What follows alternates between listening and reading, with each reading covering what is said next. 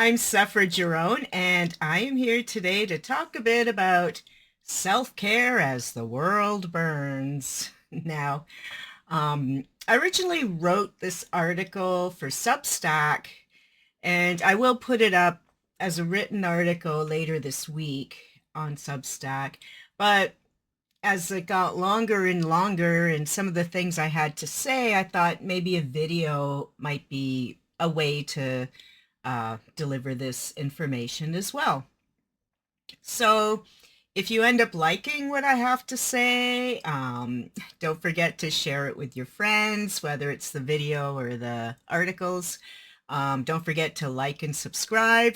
You know the drill, like, share, and subscribe. That's what everyone is about on social media these days. That's what we all aim for, and that's what we all do for those products that we enjoy.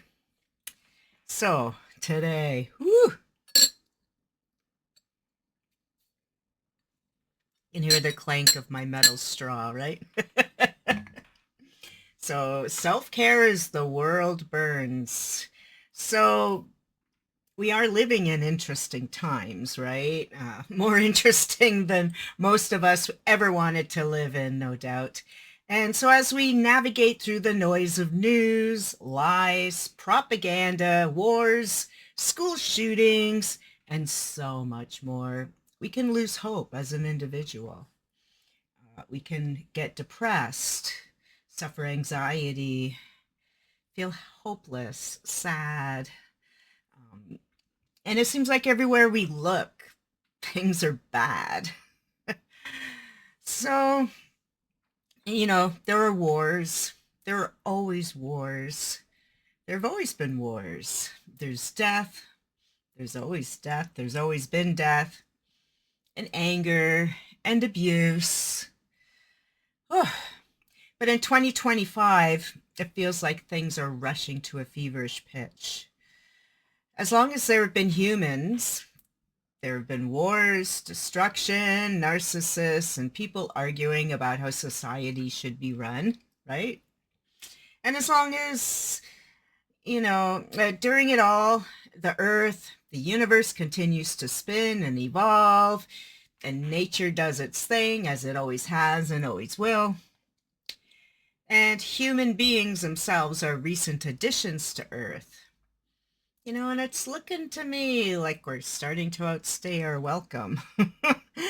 Now, you can call it climate change or just the natural order of things or evolution. But the reality is the icebergs are melting and the Earth's core is heating up. The weather is topsy-turvy, right? For instance, this winter it snowed in Florida while Toronto was still green in January. Toronto has had unprecedented heat waves, the type people die in. I believe June 2024 was one of the highest ever. And I know it was either last year or the year before, I should have looked it up before I made the video, that Toronto or Ontario or Canada, something was higher than Death Valley, the temperature. So yeah, things are heating up in so many ways, so many ways. At any rate, the weather, fires, political unrest, all of it affects all of us. So we need to pull in and not get overwhelmed.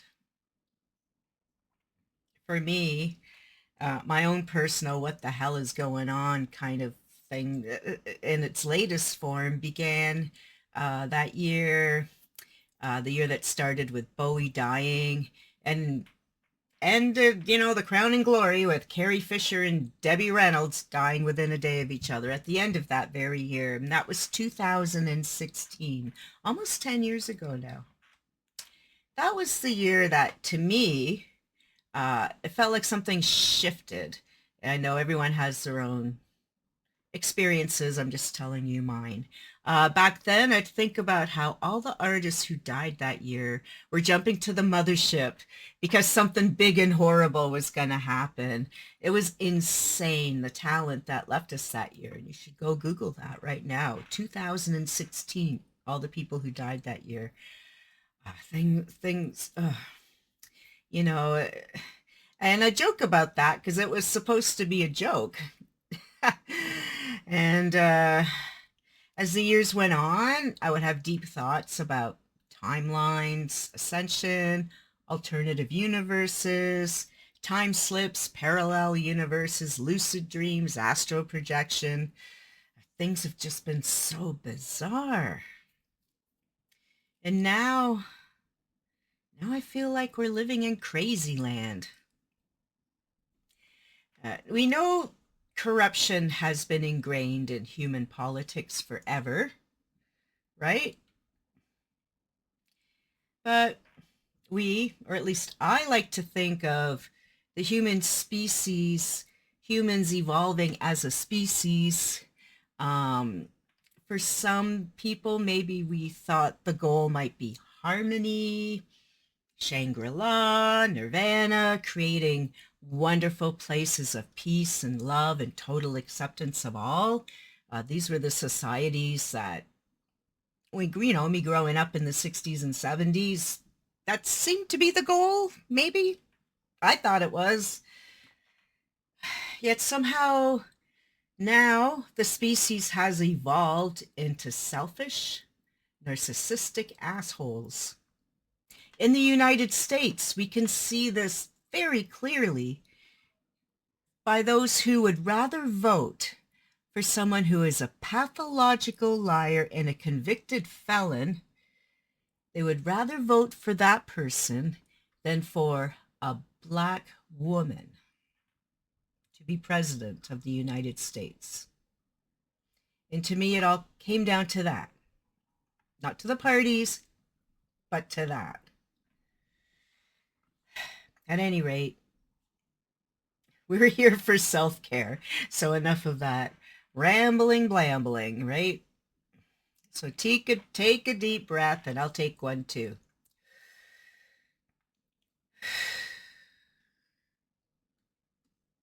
Right?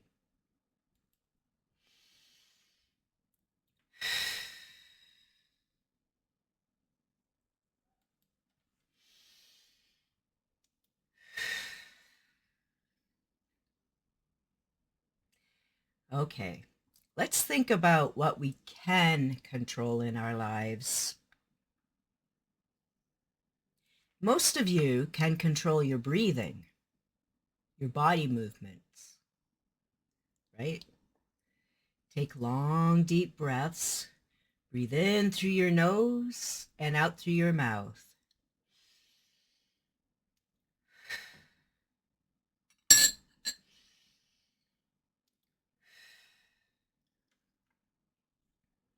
It's like The Simpsons. Push, bring in the love, push out the jive. Bring in the love, push out the jive, right? Anyway, sit in a comfy chair and relax your body from the feet up while you're taking those breaths. Think about your feet being rooted in the earth, your feet enmeshed in that rich, dark, damp earth, the soil. You are rooted into Mother Earth. Then go up your body while you're trying to relax. You do it now or do it after the video is over. And just go through each body part, relaxing your feet, your ankles, your knees, your hips, your shoulders, everything. Go up your body. Take your time and pay special attention to your neck and shoulders. Most of us are walking around like this these days, like Frankenstein monster, but push your shoulders down while you're doing your breathing. Push those shoulders down. And also when you're breathing through your nose, out your mouth, try to fill up your diaphragm. So make sure your chest isn't puffing out, but that you're breathing deeply from your stomach or down in your diaphragm, and you could put your hand there to make sure it's your stomach that's moving in and out and not your chest. And you won't get as dizzy that way. And it's a much deeper, calmer breath if you can breathe that deep. I know there are people with breathing issues and oxygen problems and asthma and all sorts of things. So, we're going through a bunch of things here. Do what you can, you know. I know after COVID, it was hard to take some breaths. I had COVID a couple of times now. And yeah, it's important to keep breathing. That's the number one. So just focus on your breathing and your body, and try not to let other thoughts intrude while you're doing that.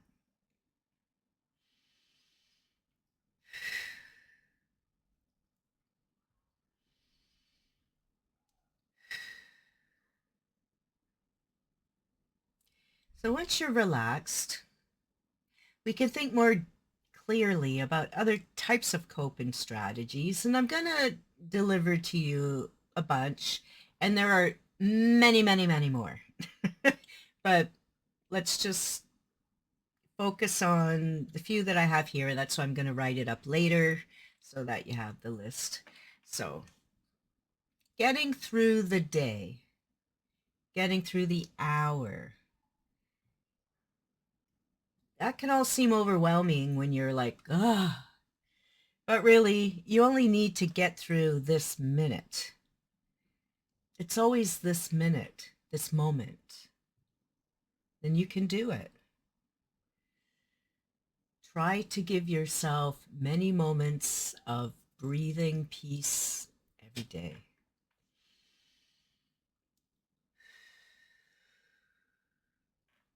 So strategies for self-care. Deep breathing. Stretching. Oh, ow, ow, ow. I've been having sores in my arms. Yeah, just simple stretching. Move your fingers, your wrists, your legs, your body. Do some neck rolls. We're talking about bringing your shoulders down, bring them up and down a few times. Try to unlock tension that's building up.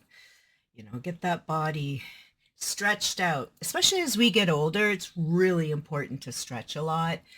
Try and stretch when you get up in the morning so you don't snap, crackle, and pop things out of place as the day goes on. And when you're stressed out and tense, that's the perfect time to put your back out.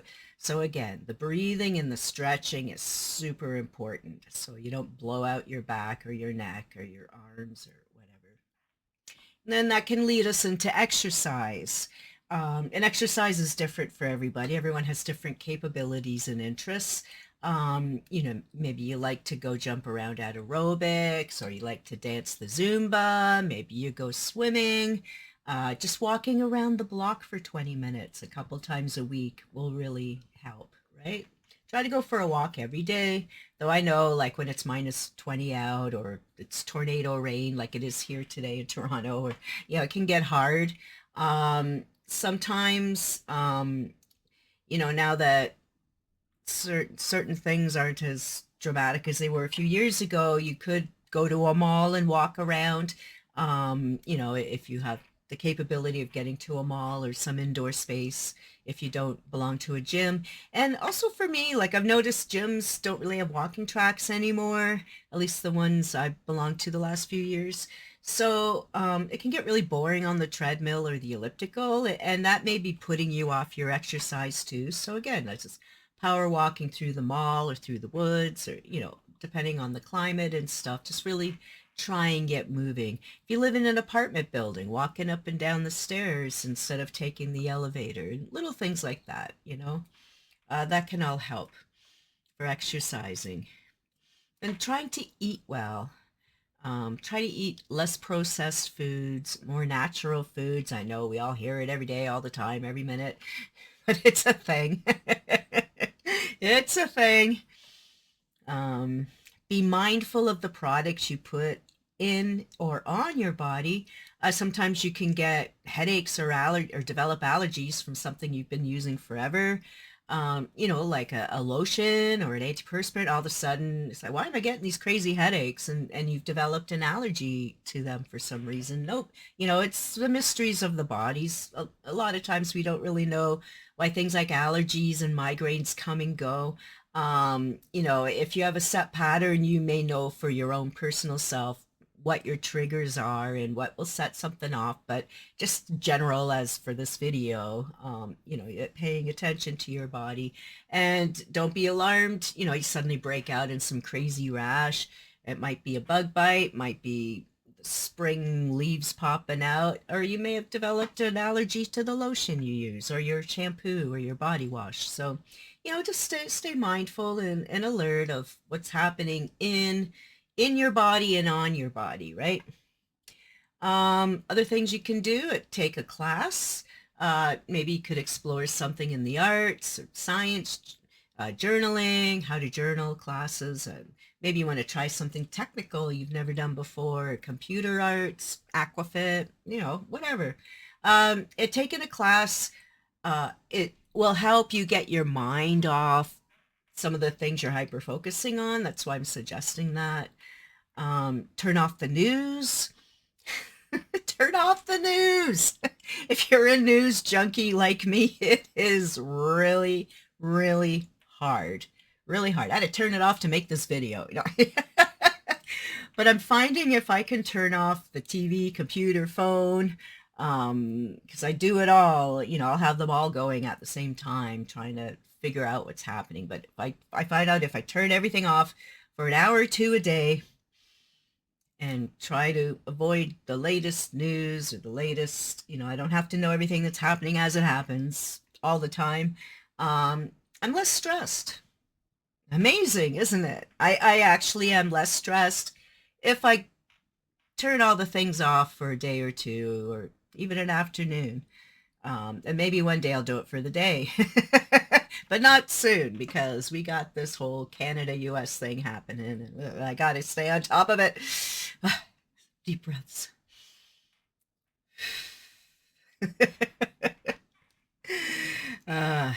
Float tanks. One of my sons is total Mr. Believer in the float tanks, but he can't afford to do them all the time. But oh my God, he swears by it for the stress release. So a float tank, an hour in a float tank equals 4 hours of sleep. So that's another good reason. And so if you're having trouble sleeping, going to a float tank might be just what you need to catch up on some sleep or to get the rhythms back. If you can't afford a float tank or there aren't any in your area, you could take a nice bath. So pour a couple of cups of Epsom salts into the bath water and soak in it a while. If you can, light some candles or use the battery operated ones so you don't catch the house on fire. Leave them on the counter. And then I personally always take a quick shower after I have an Epsom salts bath because I get really itchy from the Epsom salts. Some people may not have that problem, but I think we all should take a shower after we take an Epsom salts bath. It is salt and it's going to be itchy, right? It's going to dry and be itchy. So another thing that might be helpful for your self-care in these crazy times is a routine. I know that sounds obvious, especially to those of you who actually have one. Some people don't. Or the first thing that falls apart when you're depressed or angry or anxious or just like, what the hell is happening in the world? Your routines fall apart. At least for me, like I can fall off the rails. And if you're someone like me where, I don't have a pet, the children are grown, I'm a freelancer, I have the odd job I go to, but I don't have a 9 to 5, so I don't have that 9 to 5 routine. So it's good to have a routine. Get yourself in a routine. If you've fallen off your routine, get back into it. So your routine might be very simple, like mine. You wake up, make some coffee, make some breakfast, take a shower, and get dressed, even if you're not going anywhere. It's very important to wash and dress every day. Wash your hair a few times a week, depending on the length of your hair and the type of hair, of course. Um, that's the thing that can really happen when we get depressed or overwhelmed. I think it happens more when we're overwhelmed. Like we just can't cope, and it's like, oh my God, just like taking a shower is just so, it just seems like so much. It's a mountain, and then changing the clothes, and when you're depressed, I've been clinically depressed. I've had definitely had those times in my life where I didn't want to even get out of bed. So just getting out of bed every morning is a plus and a bonus and a yay, you did it, right? And then not everyone drinks coffee. Make your tea, make your milk, make your hot water, have your glass of juice, whatever it is. They say hot lemon water first thing in the morning is really good for cleaning your kidneys. Might be bad for your teeth. Who knows? There's always a good and bad for everything we do. So you just have to, do the thing. I guess if you drink lemon water with a straw, you might bypass your teeth a little bit, but I don't know. But yeah, so just washing can really help. You feel better. You're washing away the anxiety. You're washing away the sadness. You're washing away your tears, and you're preparing yourself to greet a new day with hope that things are going to go well, right? Do your laundry.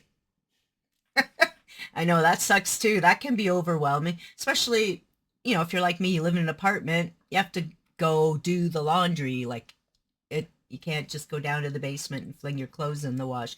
It's a procedure. You have to go to the laundry room. You have to make sure you have the money, or in our case, we can do it from our phone.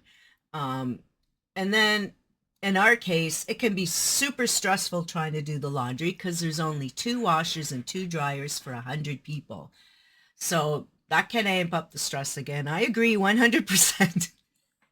You go in, it's like, somebody's using it all. So it's going to be another 2 hours before I can, right?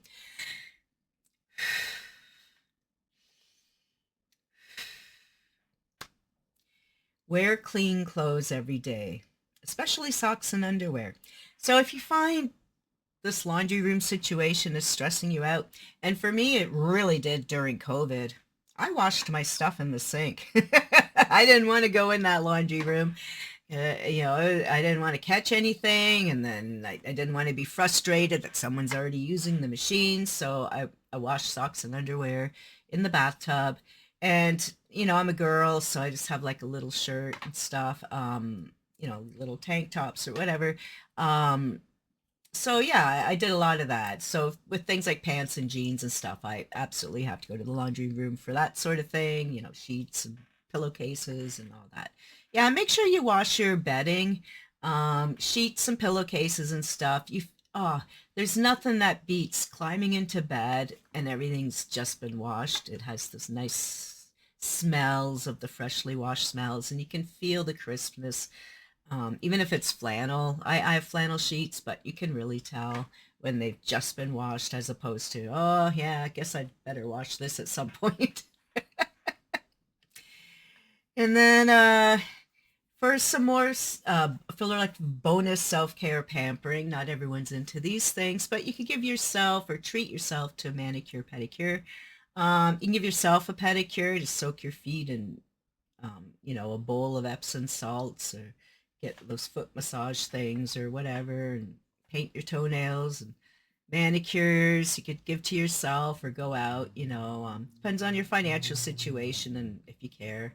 I think we see how often I do my nails. They're filed, but I don't paint them. Take a cat nap if you're overwhelmed during the day. Give yourself permission to lie down and just say, okay, I'm stressed. I can't think. Lie down, take a nap. Seriously, just do it. Of course, if you have kids running around or you're at your job, you have to be a little more creative. Keep breathing.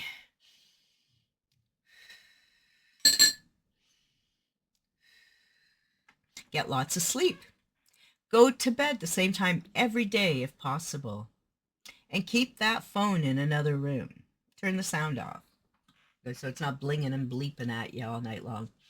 Another thing I really like doing, listening to binaural beats. I'm not sure if that's how you say it. That's how I say it.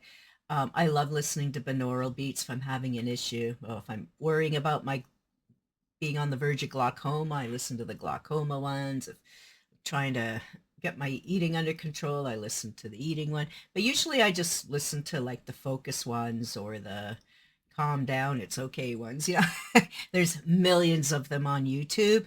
And binaural beats have specific chords that activate different vibrations. It's kind of the thing behind that. You can read about it. Then there's like meditation music. So that's more like just calm music with tinkling and singing and whatever. You know, there's again bazillions.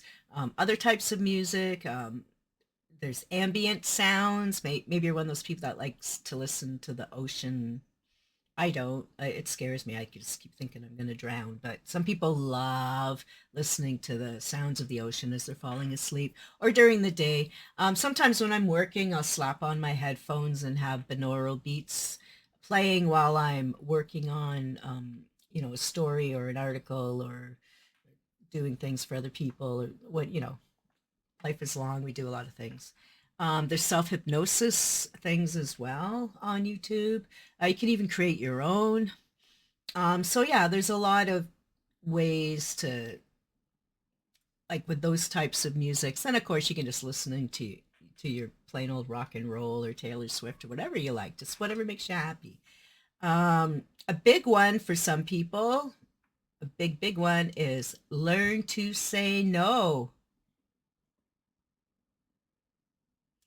Yep. Learn to say no. Learn to respect your own boundaries. You're probably good at following other people's boundaries, but what are your boundaries? Have you thought about it? Do you have, is it time to reclarify? Oh my God, can I talk? Reclarify what's going on with your boundaries? Where am I? Go for counseling if you can afford it. I know here in Canada it's very expensive to get counseling, and it seems like people who need it most can't get it or can't afford it. And that's one of the downers of the healthcare system here is uh, psychological counseling, you know, isn't included most of the time for most people. We have to get, you know, it's like $150 an hour. Learn to listen more. We have 2 ears and 1 mouth. And practice patience. That's one I've been working on my whole life. Still not great at it, but being patient with people, especially stupid people. Be patient with idiots. Be patient with those self-entitled people. Anyways, yeah. And breathe.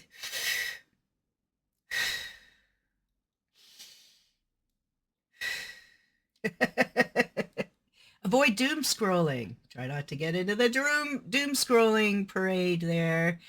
Keep educated on world events, but also learn how to turn off the news a few hours a day, as we've discussed.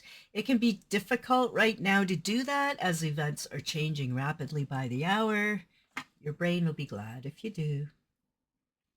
If chores are piling up around the apartment or your house or whatever, wherever you live, tackle them one at a time. You know, when we get depressed, apathetic, and things get bigger and bigger, and it gets harder and harder to face them, and it's like, oh my God, it's overwhelming now. Break it down into easy deal with sections. Just do one small chore at a time.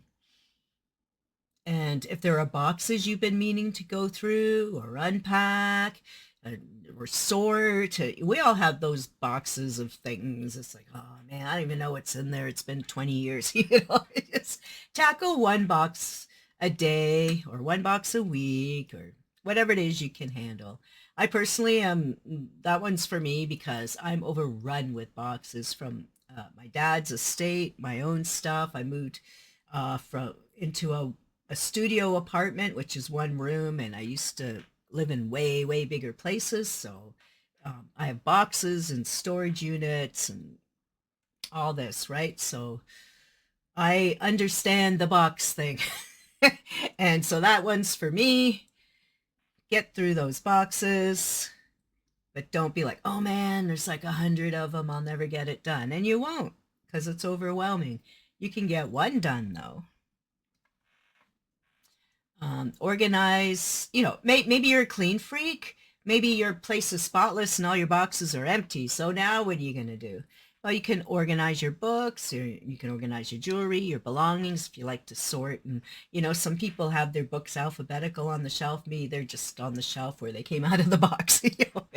But some people, they have them organized. You got your horror and your nonfiction and so on and so forth, So, that can take your mind off whatever's happening that's stressing you out. Just get all hyper focused on, labeling your CDs or, things like that. You can do that, and that's a productive chore that, you'll feel good when you're done. So you can see the results, right? And dust. Dust all those places you've forgotten about. Like behind things, under things, over things. How's that ceiling corner doing? You could wash your windows. Really, you could. Spring's coming, maybe. And washing your windows, nobody likes to do these things. Well, some people do, actually. I do know a couple of clean freak people. I think they're nuts, but they love doing that stuff. But you're probably like me, and it's like, oh, man. So yeah, okay, today I'm going to wash a window or a mirror. How's that bathroom mirror looking?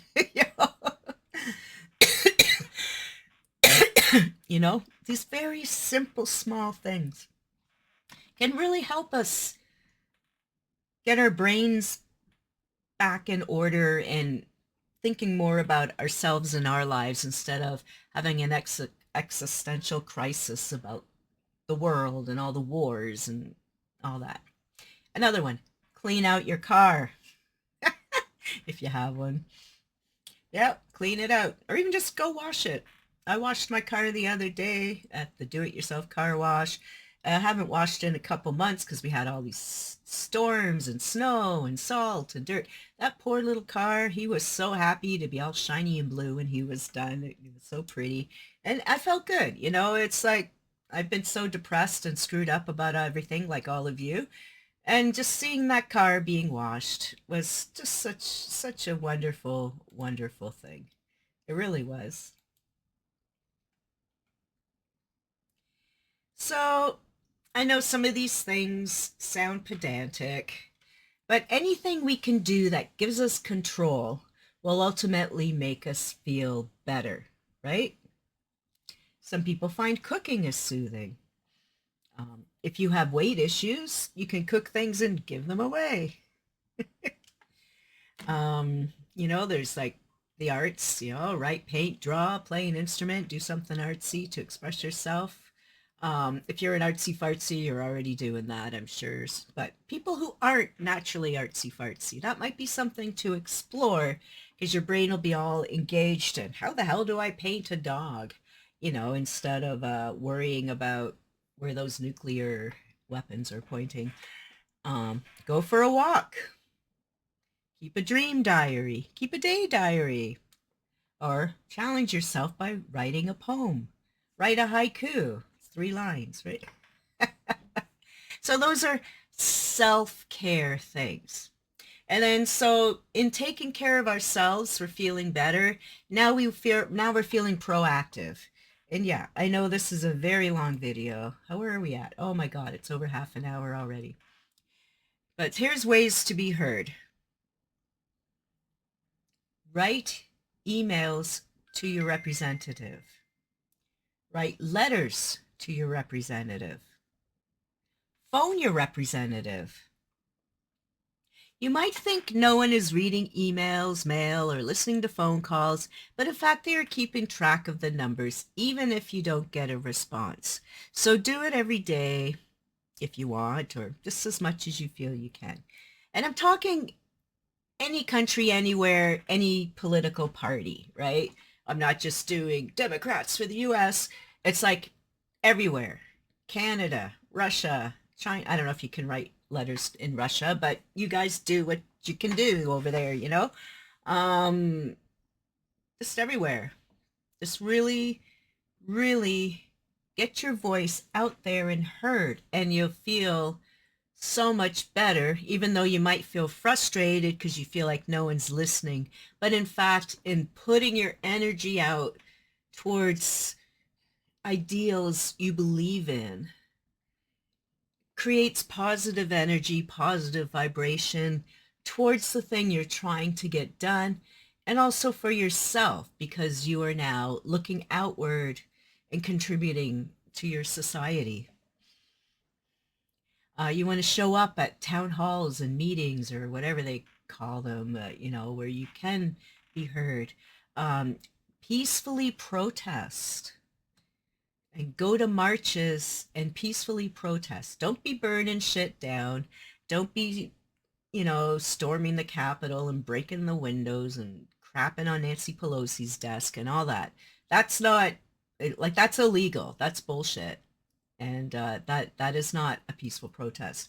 A peaceful protest is carrying your sign. You can scream your chants, but you're not committing violence. You're not hurting people. You're not hitting your signs on people's heads. You're not shooting people with guns. You're not beating up cops. You're not, punching Mountie horses and all that. Peacefully protest. Peaceful protest. And I guess in some parts of the world you might get arrested for peaceful protest. But here in the United States and Canada, you better not be getting arrested for peacefully protesting. You will get arrested for doing things like storming the Capitol because that's illegal, right? That wasn't a protest. That was an illegal takeover with vandalism and all sorts of stuff. Anyways, so now let's move on. Educate people. Educate yourself. Educate yourself about your own country and all the other countries. It's amazing how many people, for example, don't understand how Canadian politics work and how we pick our prime minister. The prime minister has never been voted on by the public, yet you see all over X and Threads and all over the place. I'm on all the social medias looking at stuff. So many people, Canadians, are screaming about, oh, we didn't vote. It's like, no, you didn't. And no one ever has, because that's grade 6 civics class. Civics, political science, history, whatever you want to call it, grade 6, education level, learning about how the government works. So education is important. It's super easy to learn about other countries, their histories, their politics. You can use Google or any other search engine. You can walk over to your local library and read some old books. You can take history and political science classes at your local college or university for free. It's called auditing a course. Some courses even let you sit in for free if you apply through the right channels, so it's called auditing a course. I'm not sure how you do it because I've never done it, but I've known people who have done it. They didn't tell me what procedure they went, but they said, yeah, I sat through. So the idea is you can sit through almost any university or college course in the classroom. It's just you're not going to get a degree or you don't get marks or whatever, but you can listen to the lectures and learn some stuff. Education is important. Learn how the borders work, right? How do the borders work? Well, the border between Canada and the United States. If you're from Canada going into the United States, the people checking you at the border are U.S. or American border guards.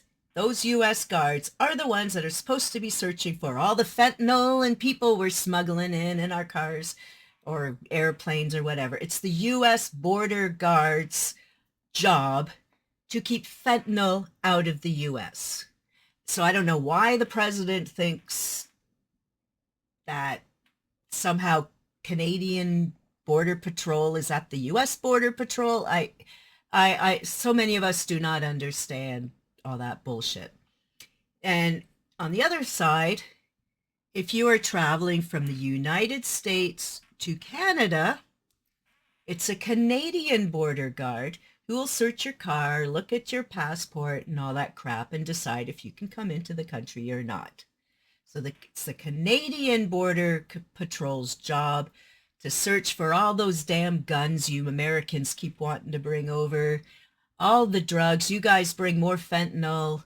I don't want to say you guys. I don't know who's watching but United States citizens are bringing more fentanyl into Canada than Canada is bringing into the United States. And you can Google those statistics. It's a thing. It's a fact. There's been lots of YouTubes just on that one little fact, and it isn't buried in an hour-long video like this one is. But learning basic facts about how the borders work and your rights. Guns are not allowed to cross the border into Canada. And even though marijuana is legal in Canada, you cannot take it across the border into the United States. You will be arrested and thrown in jail, and who knows what happens next. I don't know. If you are visiting from Canada to the United States and you are working, like you want to work at a convention or you're doing a magic show or you're playing in a band, or whatever, teaching a class, you have to get a work visa or a work permit from the Canadian government or border security before your trip. You don't show up at the border and ask for it. No, you figure all that out before. I've never done it, so I don't know how it works. But you must get that stuff in order, especially now because people are actually getting detained by ICE going into the United States because they didn't fill out the proper visa work. And for some reason, instead of turning these people back, which is how it always went until like last week, they're now throwing them into these detention centers. So really understand your paperwork. If you're coming from the United States to perform in Canada, to perform work, all that, you must get a work visa. It's the same thing. You must apply for it in advance, get it done. So whichever country you're going to, even though we had free trade up until, last week and so on, and people moved back and forth all the time, and people didn't really think much about these things. It's very important to think about these things right now. Very important. If you're crossing the border, double check your social media that you're not shit talking whatever country you're trying to get into, because they can look through your phone. I don't know if any of you watch Border Security. I've been watching it for 10 years on TV, and yeah, they'll go through your phone. They'll go through all kinds of things, and they'll catch you pretty quick if you're lying. Say, oh, I'm coming here for vacation, but you're actually starting a job and maybe even hoping to move forever or whatever. They'll find it in your emails on your phones. So unless you bring a burner phone and have nothing, but they can find out. There's so much tech these days. Just be honest and be educated. Learn how tariffs work. Oh my God. This is how we got into this mess, because so many United States citizens, I don't even like calling them Americans, because we're all North Americans, right? But United States citizens voted blindly for Trump because they did not take a minute to understand a lot of the things he was proposing. All they heard was, oh, cost of living going down. They didn't educate themselves on tariffs. And we're still not sure if Trump is even educated on tariffs. But he wrote the last tariff trade agreement between Canada and the US and said it was the best agreement ever. And now he's in office a second time and saying we're ripping him off. And it's like, you wrote it, dude. So yeah, so you got to get yourself super educated about these things. So, before the next election in any country, actually read and learn about the candidates' platform and their history. If you don't know a funny word like tariff and what it means, read about it before you check that voting box. Because Trump did say he was going to do this, and you all voted for him to do this, and this is what's happening. You all voted for him to drain the swamp, or, clean out, fire hundreds of thousands of people. You voted for that. He said he was going to do it, and he's doing it. And for those of you who voted for hate, which none of you will be watching my video because you would never watch someone like me, but for the people who voted for hate, because, oh, goody, I'm going to stick it to the transgenders, or gay marriage should be banned, or women should always have to birth every baby they get pregnant with, even if it's going to kill them, because a fetus clump of cells is worth more than a woman who's been a productive member of society, or even a teenager who didn't even know about sex education, because everyone's trying to ban sex education in school. So how are they supposed to know that they're going to get pregnant one time? So many people do get pregnant the first time, especially when you're young, I think, because the hormones are, that's why you're so crazed and want to have sex, because the hormones are like, yeah, let's do it, but if you're not allowing them to get educated about how to not have sex, or that sex will lead to a baby, what way you can prevent condoms, birth control, vasectomies, tubal ligations, so on and so forth. If you are not educating people, you got to let the schools do it. And the schools need to do it anyways, because a lot of parents don't talk to their kids about these things. And even the parents that do, kids don't listen to their parents. Come on. Go to school. So yeah, so get educated. So when you're voting for hate, you got hate. All the people who voted for hate in the last United States election, they got hate. They just can't believe it turned on them. But hate is hate. So why do you think that person deserves more hate than you do? Why is that person lesser than you? They're not. So I think a lot of people are finding out, when you vote for hate, hate is all encompassing. So next time, use your vote to better your country, not to spread more hate and division. All right, one last section. Oh my God, I'm so hot and sweaty. I hope this is helpful. So more ways you can help outwardly to get yourself some self-care in these crazy times. More ways you can help. Volunteer. Volunteer works good. You can volunteer for a political party, make phone calls, send emails, knock on the doors, organize meetings in town halls, organize protests and marches. Someone has to start an organization. It can be you. There's so many social media tools these days to help you get the word out. So plan to make your voice heard. Be the one who starts it.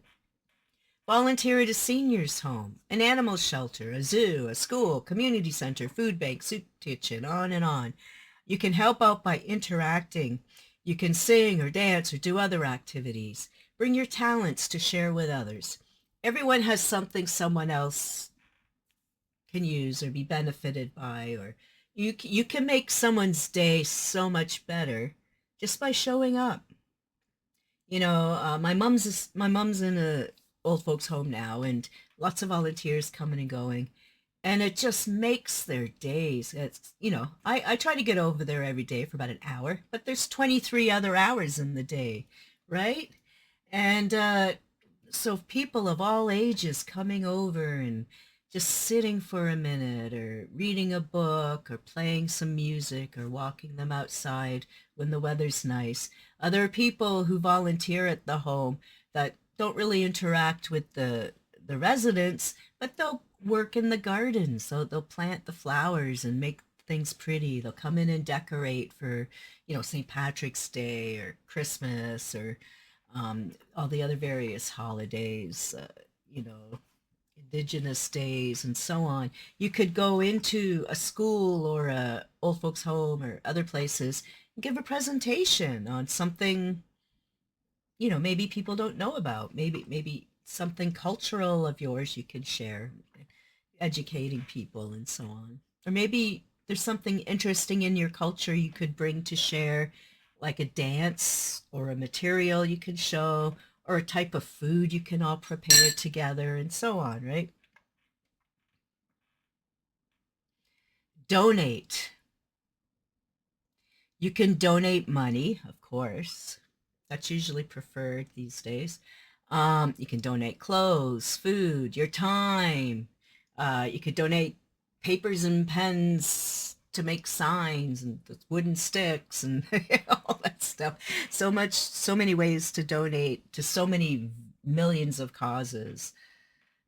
Many times you'll find if you're helping someone else, it'll make you feel better too. You can create your own affirmations to help you focus. You can say things to yourself like, today I am in control of my life. I am a good person. I am a healthy person. I am a balanced person. I matter. At any rate, I've given you a huge long list of self-care and interaction and all kinds of things. So I hope even one of these things on this huge long list will help you with your own self-care, trying to get yourself sorted out during all these times. And even if you've forgotten every single thing I've said, you only have to remember one thing, and that's just breathe.